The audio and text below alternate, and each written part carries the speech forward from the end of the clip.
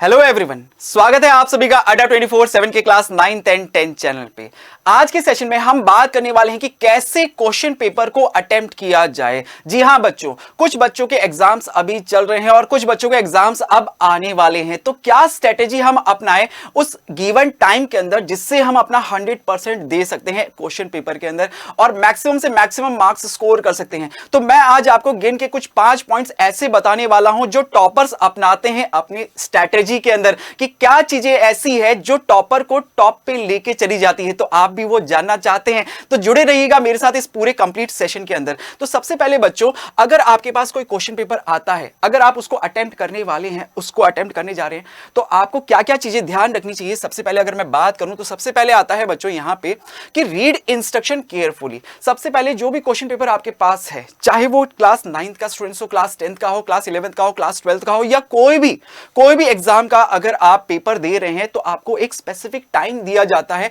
जिसमें आप उस क्वेश्चन पेपर के जितने भी इंस्ट्रक्शंस हैं उन सबको फॉलो कर ले, उन सबको थ्रू एक बार गो थ्रू हो जाए। तो आपको इंस्ट्रक्शन पढ़ना बहुत जरूरी है कि आपको पूरा पेपर के अंदर क्या चीजें हैं सब कुछ आपको पहले से पता होना चाहिए कि इसमें ये पूरा पेपर जो है कितने सेक्शंस के अंदर डिवाइडेड है, टोटल नंबर ऑफ क्वेश्चंस कितने हैं, उसमें कितना क्वेश्चंस कितने मार्क्स का है, ये आपको पता होना चाहिए। देखो बच्चों, ये चीजें जानना बहुत जरूरी है क्योंकि हो सकता है प्रीवियस ईयर के कंपैरिजन में, प्रीवियस पेपर के कंपैरिजन में ये वाले पैटर्न के अंदर, इस वाले क्वेश्चन पेपर के अंदर हो सकता है कुछ पैटर्न में चेंजेस आए हों। तो वो सब चीजें आपको मिलेगी कहां? रीड इंस्ट्रक्शन पे। तो सबसे पहले जरूरी है कि कोई भी पेपर आपके पास आता है तो आप सबसे पहले आप उसके सारे इंस्ट्रक्शन एक बार केयरफुली रीड कर ले, जिससे आपको पूरा अंदर क्या क्या चीजें सब कुछ आपको पहले से पता हो जाए। ठीक है, तो रीड इंस्ट्रक्शन करने के बाद अगर मैं बात करूं नेक्स्ट पॉइंट की, तो नेक्स्ट पॉइंट आता है कि स्कैन क्वेश्चन पेपर। कि क्वेश्चन पेपर अगर आपके पास है, क्वेश्चन पेपर अगर आपके पास है,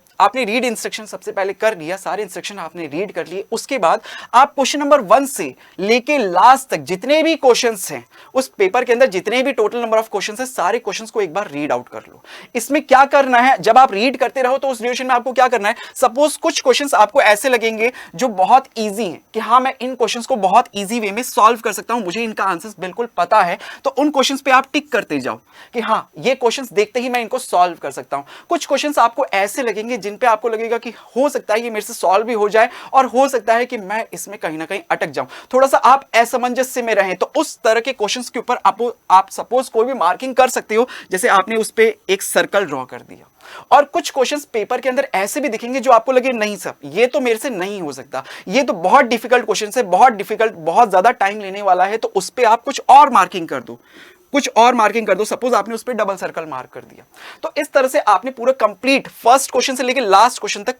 सारे क्वेश्चंस को आपने एक बार स्कैन कर लिया और आपने पता कर लिया कि सर टिक लगा कि कौन से क्वेश्चंस को मैं इजी वे में अटेम्प्ट कर सकता हूं, इजी वे में आराम से इन क्वेश्चंस का आंसर दे सकता हूं। कुछ क्वेश्चंस ऐसे मिले आपको जिसको मैं अटेम्प्ट करने बाद में जाऊंगा। तो इस तरह से जब आपने पूरा पेपर की स्कैनिंग कर ली ना, तो आपको आइडिया हो गया कि ऐसा इसलिए कह रहा हूं पूरे पेपर की स्कैनिंग करने के लिए। कई बार क्या होता है बच्चों कि फर्स्ट क्वेश्चन या स्टार्टिंग के कुछ क्वेश्चन में से कोई क्वेश्चन आपका सपोज हार्ड में आ गया, हार्ड क्वेश्चन है, और लास्ट के क्वेश्चन बहुत ईजी है, तो आप क्या स्टार्टिंग में उलझ गए, स्टार्टिंग में क्वेश्चन नंबर 1 से स्टार्ट किया आपने, सपोज पहला क्वेश्चन ही आपका डिफिकल्ट निकल गया, आप उसमें बहुत ज्यादा टाइम दे गए, जिससे आप लास्ट जो इजी क्वेश्चन था आप उस तक पहुंच ही नहीं पाए। आपका टाइम मैनेजमेंट होना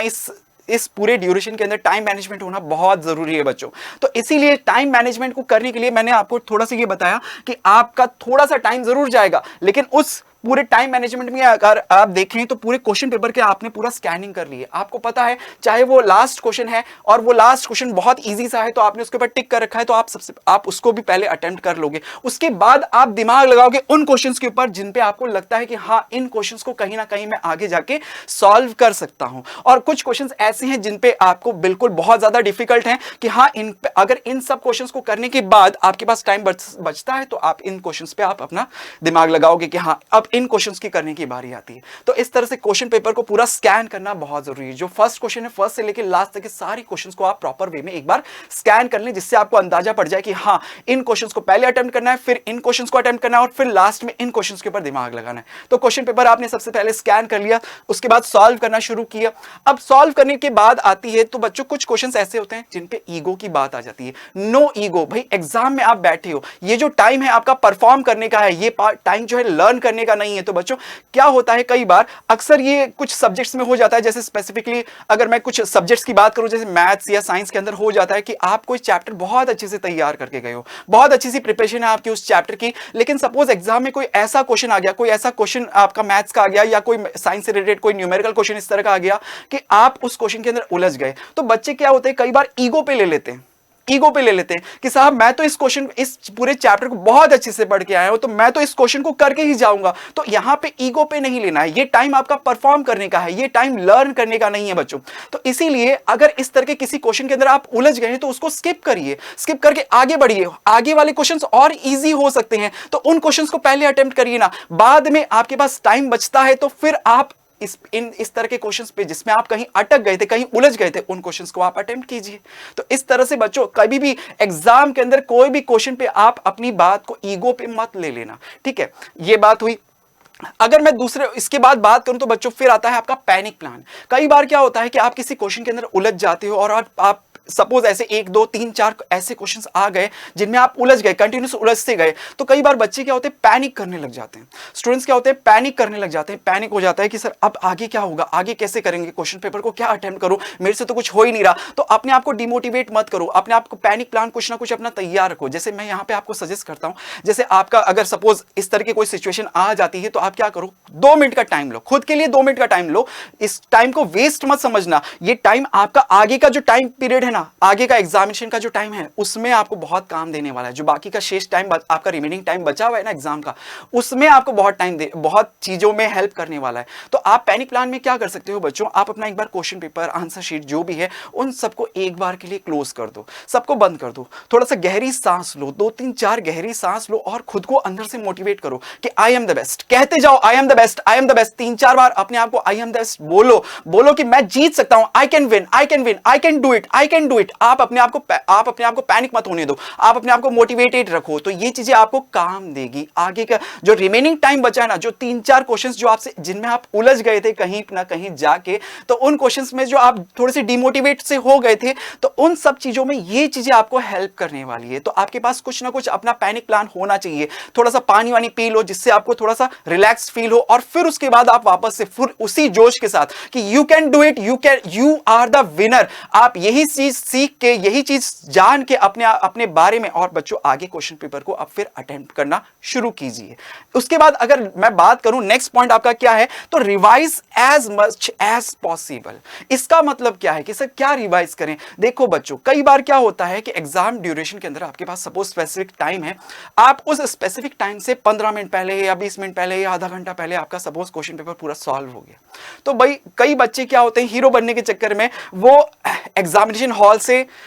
निकल जाते हैं। तो मैं चाहता हूं बच्चों आप ऐसा ना करें। आपका अगर क्वेश्चन पेपर पूरा सॉल्व हो चुका है तो हमें यहां पे हीरो नहीं बनना, हमें यहां पे किसी को नहीं शो करना। यहां पे हम जब शो करेंगे ना तब वो हमारे मार्क्स शो करेंगे। तो यहां पे बच्चों अगर आपके पास टाइम बचता है, सपोज आपका पेपर आधे घंटे पहले हो गया, 15 मिनट पहले का आपका पेपर सॉल्व हो चुका है, आपके पास टाइम बचा है, तो आप उस ड्यूरेशन में क्वेश्चन पेपर को, आपने जो आंसर्स लिखे हैं, आपने आंसर शीट को आप 2 4 बार, जितनी बार हो सकता है आप उसको रिवाइज करें। कहीं पे कोई मिस्टेक तो नहीं रह गई, क्योंकि बाद में पता लगता है कि छोटी छोटी मिस्टेक के लिए आपके नंबर कट गए और बाद में आप अफसोस करते हो। तो जब हमारे पास टाइम है तो हम उसको पूरा यूटिलाइज क्यों नहीं कर रहे। इसीलिए टाइम मैनेजमेंट होना बहुत जरूरी है बच्चों। तो आप कभी भी इस तरह की चीजें ना करें, हमेशा रिवाइज करें एज मच एज पॉसिबल। तो अगर आप इन 5 बातों को याद रखते हैं, इन 5 बातों को आप लेके बैठते हैं अपने एग्जामिनेशन हॉल के अंदर, तो मैं जानता हूं कि आप भी कर जाएंगे अपने इस एग्जाम के अंदर टॉप। उम्मीद है बच्चों ये वीडियो आप लोग के लिए बहुत हेल्पफुल रहेगी एग्जाम के ड्यूरेशन के अंदर। तो आप अपनी तैयारी जोरों शोरों के साथ कीजिए, हम आपके साथ हैं। Thank you so much.